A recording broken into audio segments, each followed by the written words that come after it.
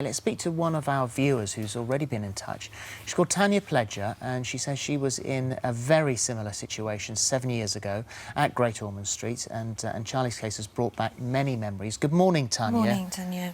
Hi. Hi. So this is, it was 2010. You say you faced a very similar situation because you were told by the doctors there was no more that they could do for your son, Jensen. What was his situation? He was born with a very rare heart condition that he wasn't actually diagnosed until just after his birth. He was rushed straight to Great Ormond Street on the morning that he was born, and had a operation within a few hours, which unfortunately didn't work. So he had open heart surgery on the night that he was born. He went on to have 3 more lots of open heart surgery at Great Ormond Street and countless other procedures. I literally couldn't begin to tell you how many, to try and save him. And Eventually, unfortunately, on his 29th day, they took us into a room one morning and said that there was nothing more that they could do for him. So this case, Charlie's case here, must have been so hard for you to follow. You say you've had flashbacks, you've thought, did we make the right decision? All of that has gone through your head. Yeah, it's been very, very hard to hear. Obviously, we made the decision that we felt was right for Jensen at the time. Literally, we felt like our world had just come crashing down. Our hearts completely shattered into a million pieces when they told us that there was nothing more that could do, because throughout the whole time at Great Ormond Street, even though we knew he was so poorly and on life support, we never allowed ourselves for even a minute to believe that we wouldn't be bringing him home. Tanya, can I ask you, when you're listening to the story of Charlie and the situation that his parents are facing, does it ever make you question the fact that you did listen to the advice of the medical team there?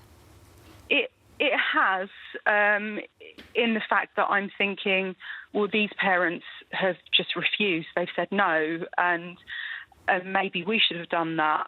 But ultimately, I know, with my hand on my heart, that Great Ormond Street always put the child first and foremost. Yeah.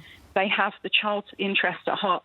They would not do a thing, to jeopardise this child if they thought that he had any chance of leading, a normal, any kind of quality of life. Yeah. So Tanya, can I ask you then, in that case, having watched the story, even you listen to what we're saying, I mean, this is just a tiny part of the commentary of what the country is talking about on this particular story.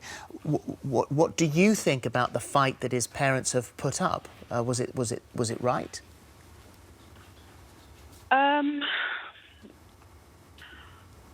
I can completely understand and sympathise with them, because having been there myself, there is no pain like being told that your child is not going to survive, and there is certainly no pain like burying your child.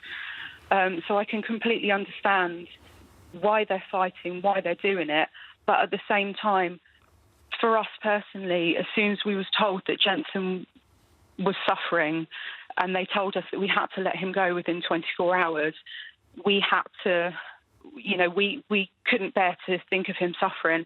And I know that, I've really I've tried my best not to follow this case, because it is so close to home and very hard for me to hear. But I know that the doctors have said that they believe that this poor little boy is suffering and in pain. And as a parent, I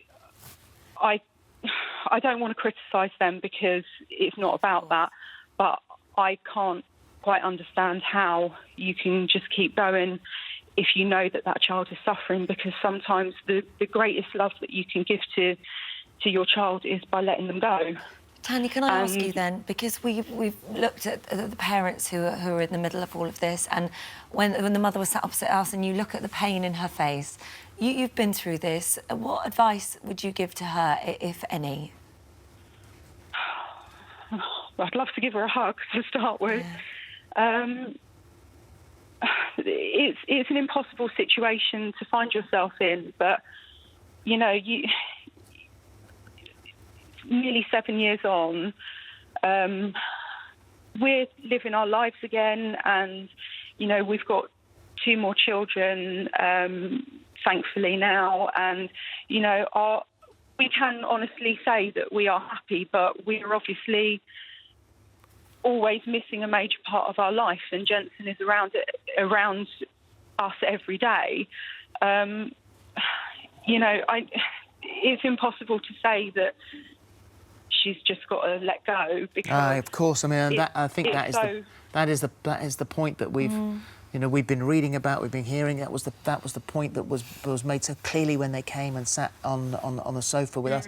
Tanya, thank you for being so open and honest with us. Really I amazing. Well really done, you. appreciate you calling in. Thank you, guys. Thank you. I mean, it's thank you both.